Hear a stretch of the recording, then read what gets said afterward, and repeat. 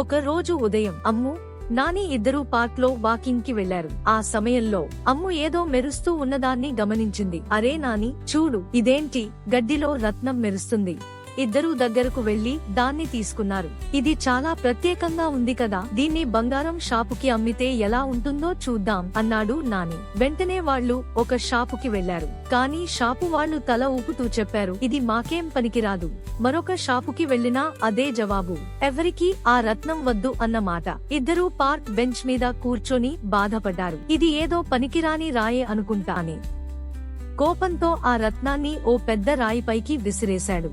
టింగ్ మని శబ్దమైంది. ఆ రత్నం అలా గాల్లోకి తేలింది. మెరుస్తూ మెరుస్తూ తళుక్కుమంది. ఆ సమయంలో ఓ మాయా గొంతు వినిపించింది, భయపడకండి పిల్లలు, నేను మీ కొత్త ఫ్రెండ్ ని. ఆశ్చర్యంగా ఉన్న అమ్ము, నాని ఒక్కసారిగా చూశారు. వాళ్ళ ప్రయాణం ఇప్పుడే మొదలైంది.